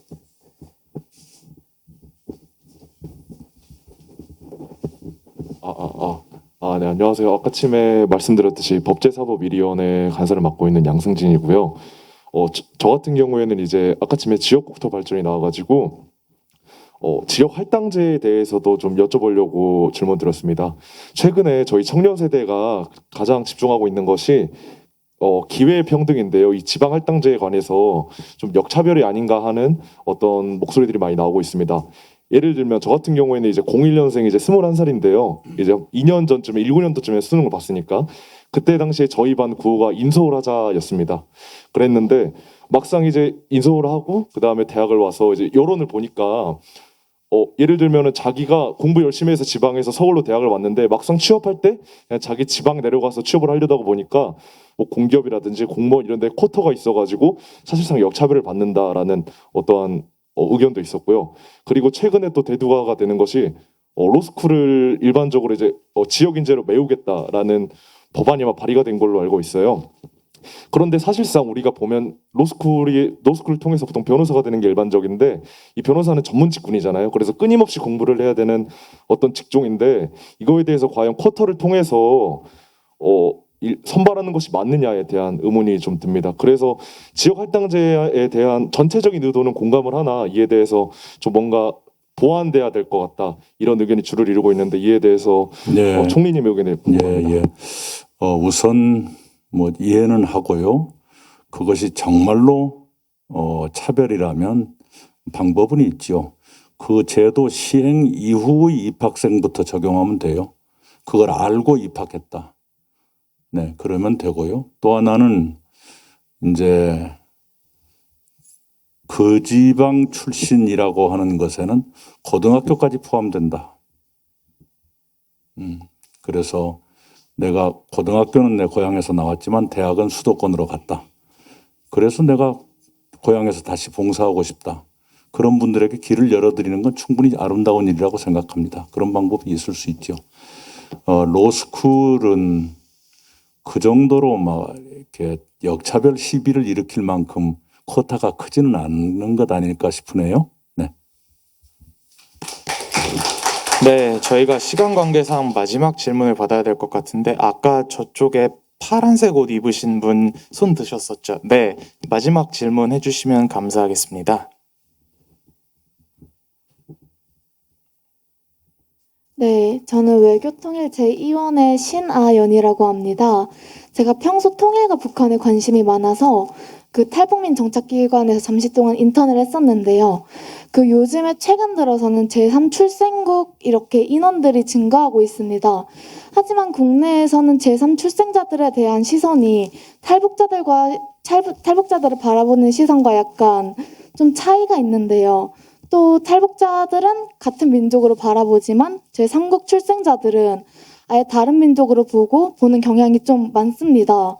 이에 대해서 어떻게 생각하시는지에 대해서 여쭙고자 한번 질문을 드리고자 했습니다. 네, 좀 목소리가 울리셔서. 다시. 그러니까 탈북자와 탈북자와 제3국 출생자들을 국내에서 다르게 바라보는 경향이 많은데 이에 대해서 어떻게 생각하시는지 좀 여쭙고자. 그건 이제 우리 사람들의 의식의 문제이겠지요. 결국은 일상을 통해서 그런 다르게 인식하는 것이 이렇게 희석되는, 불식되는 그 길밖에 없겠지요. 그걸 이제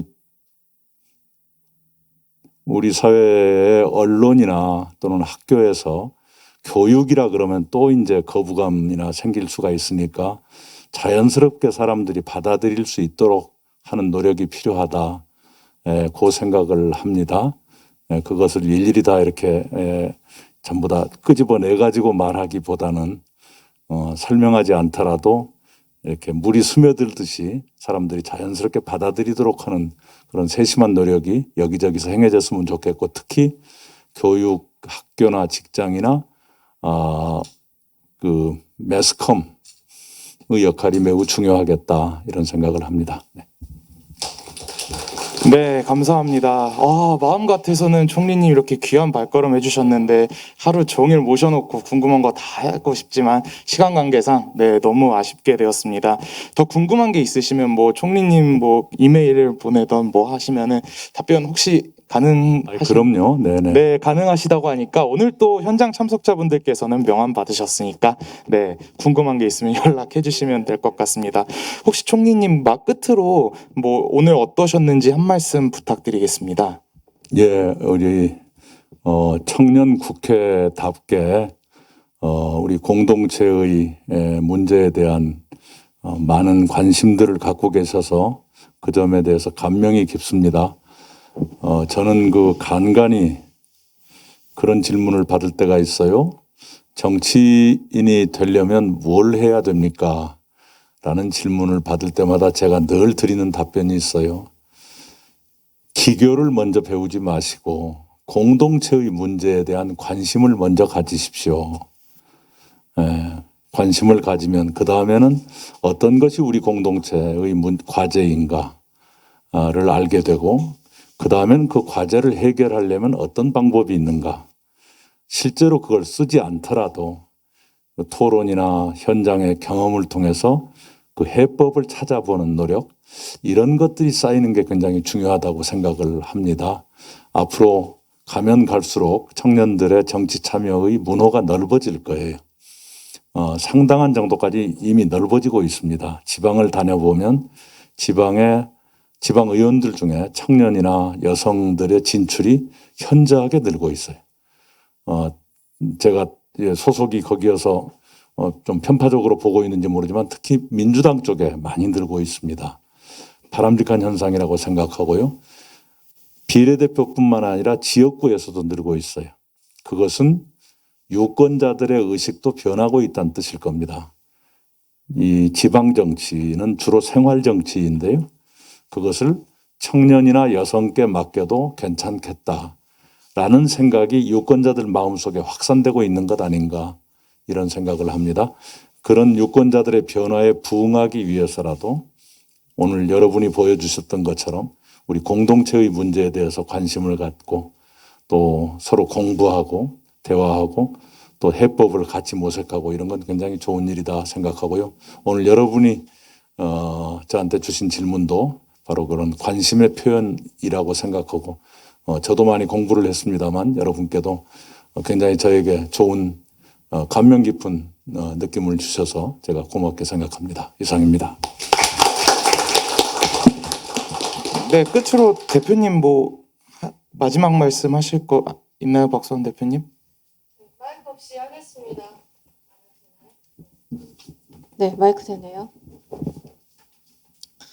우선 청년의 소리에 이렇게 귀를 기울이고자 또 바쁜 시간 내에서 또 와주셔서 너무 의원님께 감사드리고요. 그리고 저는 사실 이 자리가 의원님께서 이제 대통령이 되실 수도 있고 또 더불어서 저희와 함께 다양한 얘기를 나누는 그런 어른으로서의 역할도 하실 거라 저는 생각을 합니다.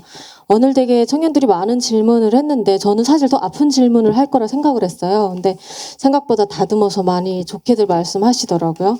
저는 무조건 아픈 소리를 한다고 해서 저희가 변화되는 건 아니라고 생각을 합니다. 저희 단체가 사회 정의를 위해서 함께 하자고 이제 전국에서 250여 명의 청년들이 지금 함께 하고 있는데요. 앞으로도 이러한 자리가 마련되었을 때 기성세대가 진짜 꺼리낌 없이 이렇게 직접 와서 함께 해주시기를 정말 진심으로 바라고 있고 또 의원님께서도 앞으로 청년들이 이러한 제안을 했을 때 적극 참여해 주시기를 부탁드리겠습니다. 의원님께서 함께 이렇게 해주실 때 아마 청년들은 궁금증을 넘어서 사회를 위해서 더 많은 생각을 하게 될 거라 저는 생각을 하고 그러한 생각들이 모여서 바른 사회가 되고 또 바른 정치가 되고 저희 바른소리 청년국회 청년들이 될 거라 생각을 합니다. 오늘 귀한 시간 내주신 여러분들 너무 감사드리고요. 그리고 앞으로 이런 자리를 많이 만들어서 저희가 좀 더 소통할 수 있는 공론회장이 되었으면 좋겠습니다. 오늘 고생 많으셨습니다. 감사합니다. 네, 감사합니다. 이것으로 청년의 소리 오픈 토크 콘서트를 마무리하겠습니다. 오늘 귀한 발걸음 해주신 총리님께 다시 한번 뜨거운 박수 주시면 감사하겠습니다. 네, 마지막으로 사진 촬영이 있겠는데요. 오신 분들은 다 여기 앞으로 오셔서 총리님이랑 같이 사진 찍으시면 좋을 것 같습니다.